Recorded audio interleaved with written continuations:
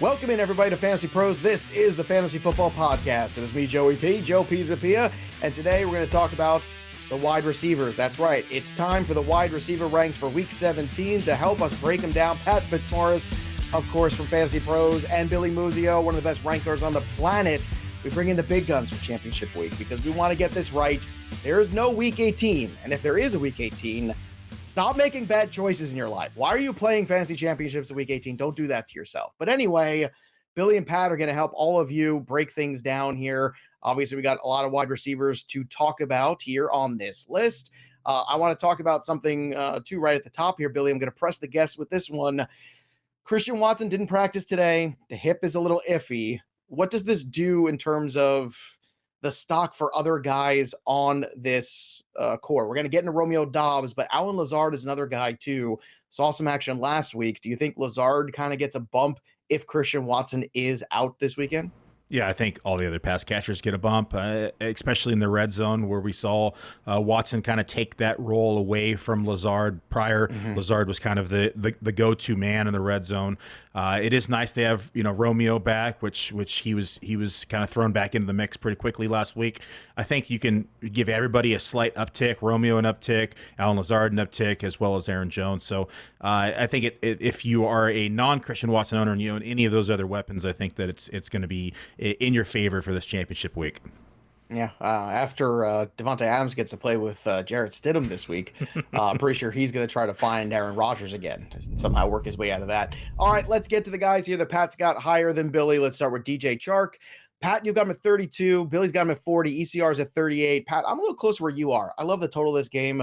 You've mentioned previously this is the highest total of the week. It's in the dome. No bad weather. We can control everything here, and Jared Goff is an indoor cat, which means DJ Chark is somebody that I want to invest in this week. So what are your thoughts on him starting as a wide receiver 3 or a flex for the Lions this week, in your opinion? Yeah, just to echo some of your points, Joe, 52-point Vegas total in this game, highest on the board.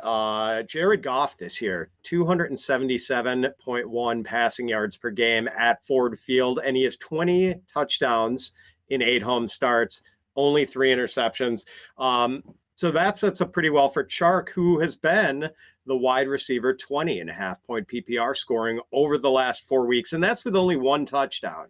Like, he has had 94 or more yards in 3 of the last 4 games. Like, he's pretty heavily involved, and he's a dude who doesn't necessarily need a lot of volume to go off because he's a vertical receiver and, can give you a big splash play at any time. But the reason I really like him is the Bears pass defense, 29th in DVOA against the pass. Their best cornerback, Jalen Johnson, he's on IR. He's not going to play. Their best safety, Eddie Jackson, he's out. This Bears defense has been in ruins, and they've just been getting trashed pretty much every week for the last 2 months. I think we're going to see that again this week. Billy, Pat brings up a great point there. The Bears defense, the secondary has not been good. What are your thoughts here on DJ Chark? And Pat convince you maybe to move him up the rankings a tick? Maybe slightly, but before we go, I want to hear Pat do the DJ Chark do song because he's so high on DJ Chark. Just kidding. I love DJ Chark coming into the year. He was my wide receiver 47 in pre-draft ranking. I was plus 14 versus ECR in pre-draft. Unfortunately, injury derailed that ranking, and he's been in the 70 range as of to date. But, Chicago hasn't been great as of late, but they're not a pushover necessarily. The injuries definitely open up the field a little bit more, but they've still given up the 10th fewest fantasy points to receivers in the slot and the 12th fewest out wide. Chark runs nearly 50-50 in his routes, which will put him up against this week against Jalen Jones and Kyler Gordon. Jones gives up about 6.4 fantasy points a game, or Gordon gives up about 9.1 fantasy points a game. So 9.1 to put him around running back, wide receiver 38. 6.1 puts him around 55.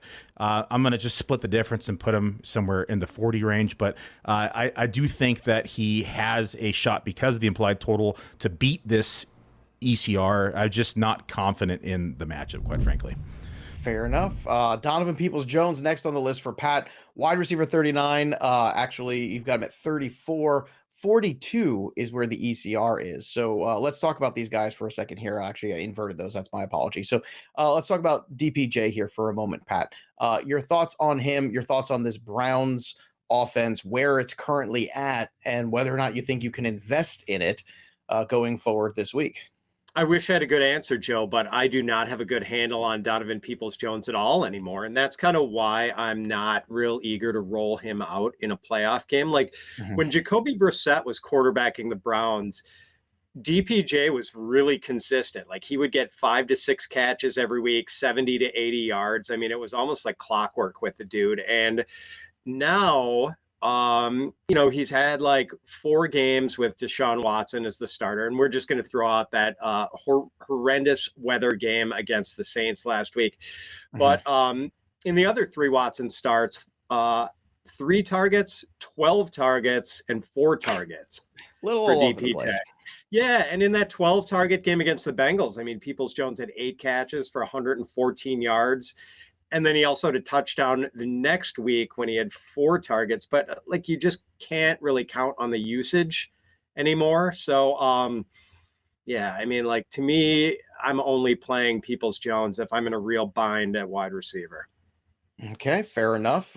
You are closer. You're at 39, Billy, closer to the ECR and DPJ. He mentioned the target volume been all over the place for DPJ this week against Washington. So do you feel that he's somebody you could start with any confidence whatsoever this week? Confidence is a strong word, but he has seen the most lowercase c. How about that? He's seen the most rapport, I should say, with Watson. Ever since Watson came in, it seemed to kind of flip this offense upside down. I think the offense ran better through Brissett, quite frankly. Watson's been rusty, but we have not seen a healthy Amari Cooper, fully healthy, I should say. So maybe that's the reason why we've seen more DPJ with the connection between the two of them. Since week 13, he's finished as wide receiver number 28. In week 13, he was 90% snaps, 91% route share. These are the active games with Watson, excuse me. So week 14, he was wide receiver 13, 97% snaps, 95% route share. Week 15, he was wide receiver 30. He saw 76% snaps, 84% route rate. Last week, I agree with Pat. I don't count because of that massive storm. So I still think the usage is there. It has been inconsistent from a target standpoint, but from a route share and a snap basis, it's promising in the numbers, so I'm going to consider him again as that wide receiver 3. All right, Romeo Doubs, next guy on the list. This is somebody that a lot of people now are going to be looking carefully at. Pat, you got a wide receiver 42. Billy's at 45. ECR 50 is still dragging behind. Lazard was that guy we talked about first, being maybe the first beneficiary. But can Romeo Doubs be another beneficiary against this Minnesota defense, which does give up points to wide receivers? I mean, goodness, we saw it against the Giants last week in spades, that's for sure. So what are your thoughts on Doubs this week in his matchup against Minnesota, and they are at home? So the wide receiver 42 ranking is on the assumption that Watson is going to play, but I'm probably going to have to revise this as soon as we wrap up this show, since, it looks like Watson probably won't play with this hip flexor thing. So, I mean, if Watson does play, Doubs is probably going to play about a 60% snap share. If Watson doesn't play, it's going to be like 90%, and he's going to be on the field a lot against a Vikings pass defense that has given up the most receptions, the most receiving yards, and the second most fantasy points to wide receivers. That Vikings pass defense is horrendous. I mean, that is the Achilles heel on this very fortunate Vikings team. And, Doubs has gotten looks the last 2 weeks, 8 catches, and that's just coming back, and that's with him playing behind 2 other guys and being the third receiver. So his outlook brightens considerably. If Watson is out, I'm probably going to have Doubs as a low-end wide receiver 2, maybe high-end wide receiver 3. Wow, that high. Billy, you're shaking your head. You kind of agree. If we do get definitive word on Watson's status being out, you think he pushes to that 2/3 range? Probably 28 to 33 range. The wide receiver rankings is my assumption. Pat, this Minnesota defense, if you can even call it this defense in the secondary, it's been horrible. I mean, they give up the 4th most fantasy points to wide receivers on the year. They've given up the most points to wide receivers in the slot. They just passed the Detroit Lions. They give the 4th most points to wide receivers out wide. Romeo runs about 43% in the slot, 55% out wide. In his first game back from his ankle injury, he played 42.9% of the snaps. I agree with Pat. We're probably going to see that up to 85 to 90% if there is no Watson. I mean, because prior to that ankle injury, when Watson wasn't on the field, he was seeing exactly 85 to 90% of the snaps on a week-to-week basis, which was weeks 3 through 8. You add in his route rate, 83 through 94% during that time span. You have to love the usage and his red zone usage as well. He's been a trusted target in the red zone. He's seen a red zone target in every single active game except for week 6, 7, and 9. So I like Romeo this week, especially if Watson's out. Now, speaking of Christian Watson, he might not need his jersey this week, so we're going to give it away. That's right. We're giving it away, an autographed Christian Watson jersey. It's autographed by him.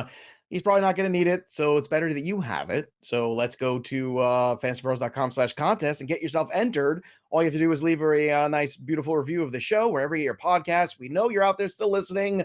We appreciate you, so go out there. Go win yourself this jersey. Just leave a review on Apple Podcasts, wherever you get your pods. Then go to fantasypros.com/contest and enter to win. And remember, if you are following us on social media, on TikTok, on Instagram, on the Twitter machine, all those are entries too. So you get up to 4 entries for this Christian Watson signed jersey from our good pals at pristineauction.com. Go check it out. Go win yourself something nice because it's going to end pretty soon too, the 31st. So TikTok, baby, TikTok. Let's get to the guys that you like more, Billy, than Pat. Let's start with Diontae Jonson. And again, like probably a lowercase L, but I want to talk about him anyway because I'm getting a lot of questions about Diontae Jonson. You have him at wide receiver 26, the highest I've seen almost anybody. ECR is at 27, so a little closer to you. Pat's still lagging behind there at 35. I want to talk to you about Diontae Jonson because he is 10 points. You can lock them in, but you're pretty sure that you're not getting any upside here. You're pretty sure that it's going to be an ugly 10, and it's also an ugly matchup potentially against the Baltimore Ravens this week. So talk to me about Diontae Jonson because are we at a point where you just take the points and get out here and try to build in other spots? Or if you're somebody, are you swinging for the fences with a Romeo Doubs or somebody like that over Diontae Jonson this week? No, I think you have to like the usage that Diontae Johnson's still seeing. I know he's had a lackluster year. That being said, he's still the true number one in this offense from a snap rate and route perspective. He's seen about 86.6% of snaps, which was last week, 97.4% route rate, 19.5% target share. Week 15, he saw a 47% target share. His downside this year has been the lack of touchdowns. I mean, he's been the 2022 Jacoby Myers, and he has not been highly regarded in the touchdown world, but if he's able to get that touchdown, I think he's easily a top 25, 20 receiver because he's getting the usage to support him being a floor play around, wide receiver 30 to 35.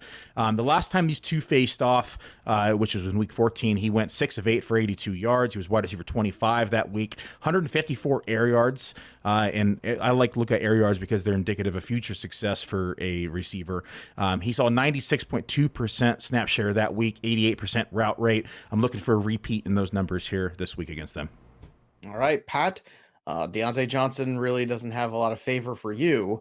Yes, he does get a lot of work, but again, the point totals are pretty steady and underwhelming. Calling him this year's Jacoby Myers, I think. Let me see if I get you put the nail on the hammer. What did you say before? I don't even know. I don't know how you're using a hammer, but I use the hammer on the nail. I know, but you put see. I always said the expression of you hit the nail on the head. That's the expression. With the hammer on the nail. That's with the hammer. With the hammer. Yeah, you hit the nail on the head. Hammer on the nail. I don't know what. I never heard anyone say that before. We'll have to do a demonstration.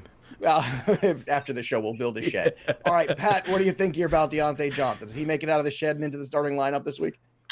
Joe, has Diontae Jonson scored more NFL touchdowns than you have this season? I'm going to say no. The answer is no, he is not. Joe Pisapia, 0 NFL touchdowns this year. Diontae Jonson, 0 NFL touchdowns. I did have 2 in the flag football championship game. Yes, you did. And one was, at least one was with a broken finger. Too. With a broken finger, one hand. Yeah, just saying. I play hurt. That's the other thing about me. Diontae is averaging 53.9 yards per game, 9.9 yards per catch this year, 6.2 yards per target. There is absolutely zero sizzle here. And by the way, he's been less productive with Kenny Pickett at quarterback than Mitch Trubisky. and it's going to be Pickett at quarterback again this week. Not a great matchup against the Ravens. I just have no interest in starting Diontae in championship week. Okay. Michael Gallup, very touchdown dependent Michael Gallup. The only time he's shown up in the last month is if he's catching touchdowns. He's got a good matchup against Tennessee, though, this week. Billy, he's not playing for anything there, Tennessee. So and that pass defense has not been great for them. They got a ton of injuries, too. You've got him at 41. Pat's got him at 48. ECR is even higher than you, though, at 37. So Gallup scares the heck out of me because he is so touchdown dependent. Like, I'm looking for a guy like that. Like, I'd rather have the Jahan Dotsons of the world, guys like that. But Michael Gallup, to me, is a really tough sell. I understand we're in this spot. I understand also it's an earlier game. Do you think that he is worthy of a start this week, Michael Gallup, in week 17, for those people who are desperate for a flex play? If you're desperate, sure. I wouldn't be throwing him out there over more trusted names, but Tennessee, the matchup's great. They've given the second most points to the wide receiver position on the year. Bottom 12 the last 2 weeks, bottom 5 the last 4 weeks. Second most fantasy points to wide receivers out wide. Gallup runs about 73% of his routes out wide. He's seen his route rate and snap share increase as the season has progressed, and he's come off that injury. Last 2 weeks, he had a 97 and 82% snap rate, or snap share. He had 87% route rate in both of those games. Game script definitely favors the run game a little bit more in this matchup. Otherwise, I'd probably have him inside the top 40. And so I think that we're about the right area. It's going to be probably a little bit more in the running back game, but that's hence why I have him outside of 40. See, Billy, that's my fear. Because I feel, Pat, like we're looking at a team where if they don't play Derrick Henry and you are playing Malik Willis here, that this game could kind of be in hand very quickly for the Cowboys. And if so, what's the upside for Michael Gallup, who's already very touchdown dependent? Like, if it doesn't happen right away, I'm not looking for a big second half out of Michael Gallup in this game, potentially. No, and that's why I'm lower than ECR. I mean, I'm not as low as Pat is, but because I still think that there's a chance for a touchdown with how poor the secondary has played. It's kind of a hedge play, quite frankly. I'm not quite that low, but I still think that there's a good opportunity for a touchdown upside. Pat, he's right around guys like Richie James right now. Would you play Richie James over Michael Gallup this week? I would, yeah.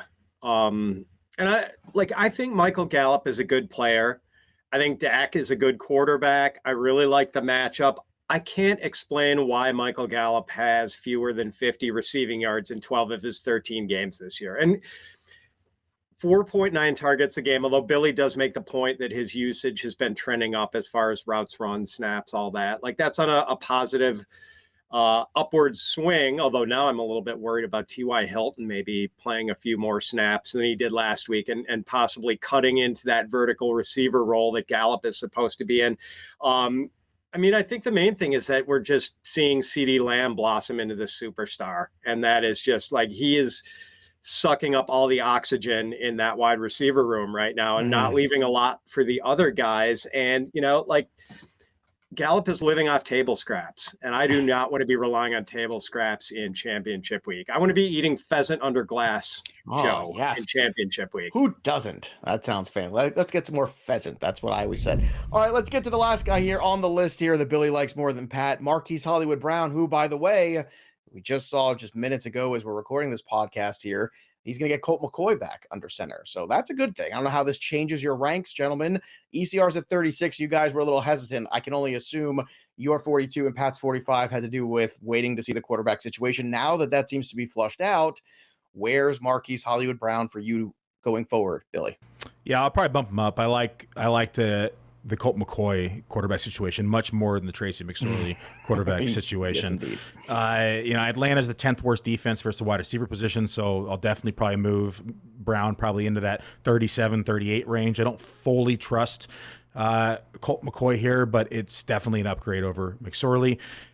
He runs about 51% of his routes out wide. The Falcons are a little bit better versus wide receivers out wide. They're about 16th in the league, though, so it's about middle of the pack. So they're a little bit, they're still beatable, but it's not something to be jumping up and down from a wide receiver perspective. My main talking point was going to be the quarterback position, but now that that's situated, like I said, I think he'll move up the rankings.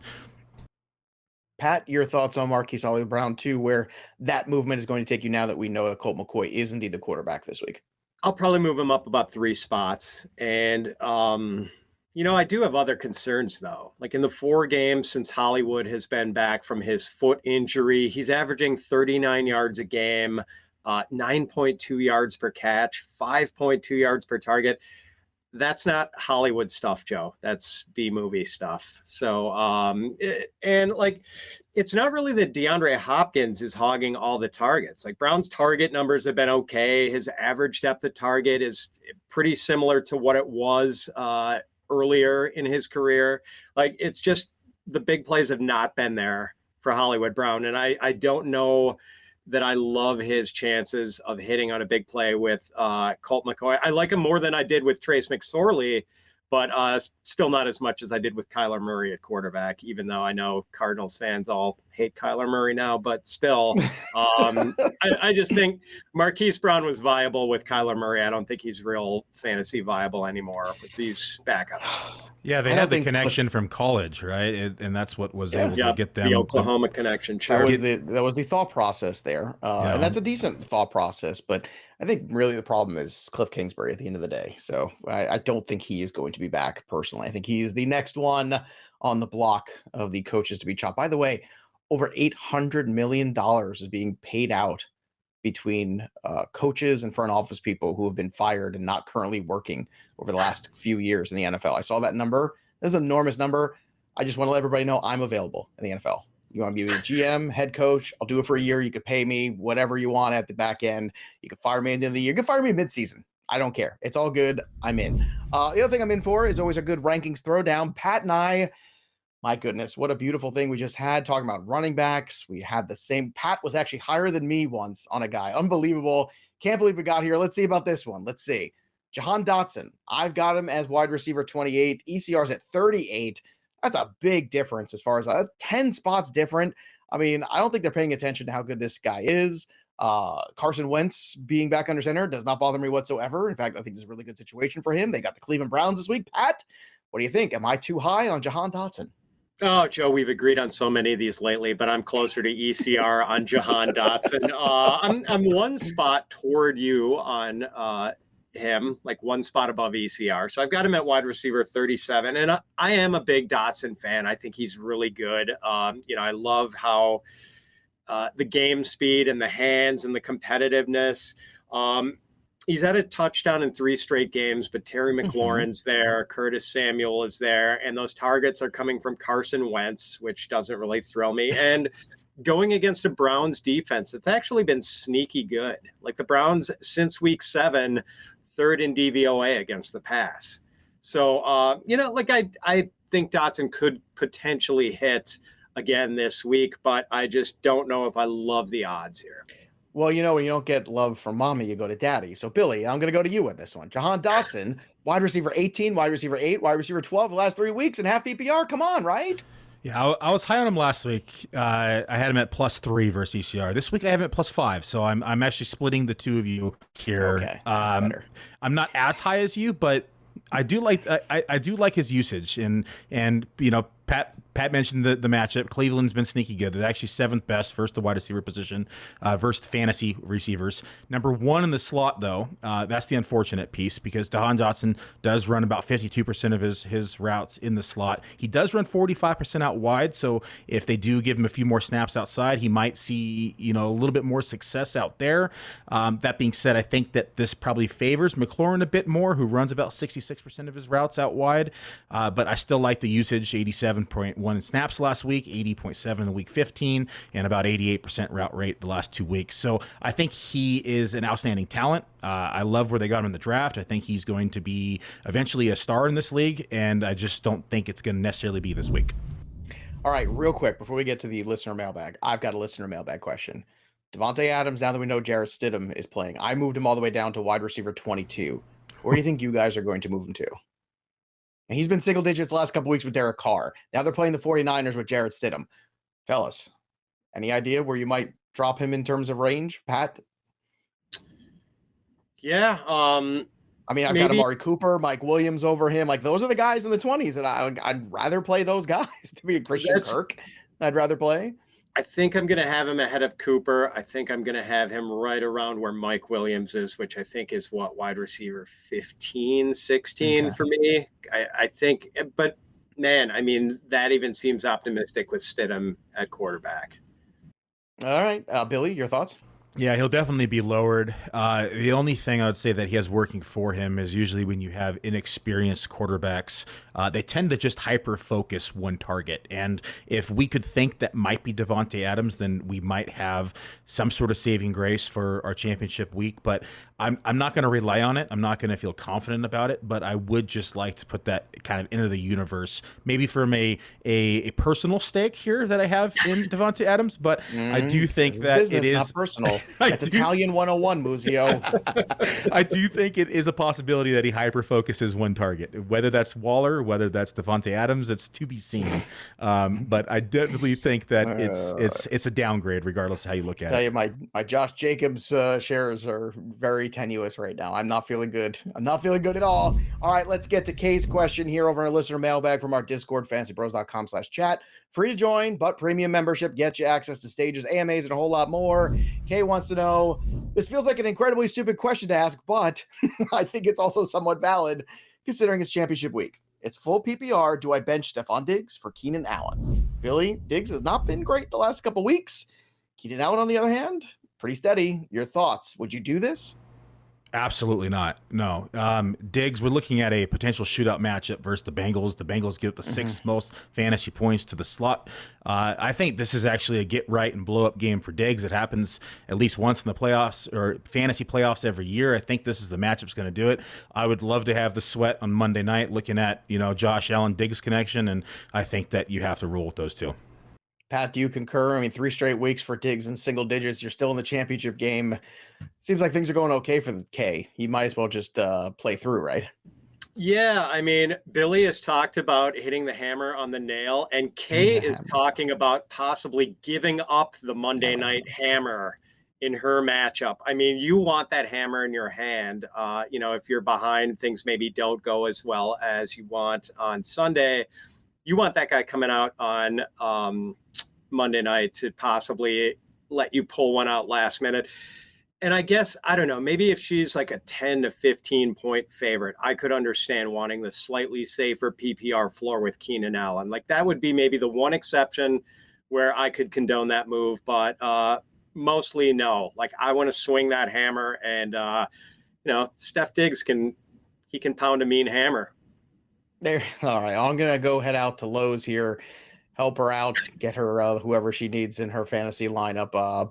Billy, always a pleasure hanging out with you, talking shop here. You can follow him on the Twitter machine at FFMuzio, MUZIO, and check out all his work at Full Time Fantasy. Of course, look at his rankings, fantasypros.com as well. You can also get that jersey, Christian Watson, fantasypros.com/contest. Go get yourself that jersey, a nice little present to yourself. That'll do it for us. But the story of the game goes on. For Billy and Pat, I'm Joey P. We'll see you next time, kids. Thanks for tuning in to the Fantasy Pros YouTube channel. Don't forget to check out our featured videos. And while you're at it, make sure to follow us on Instagram, Facebook, and Twitter at Fantasy Pros, so you can get the latest news and updates to give you the edge you need in your fantasy league.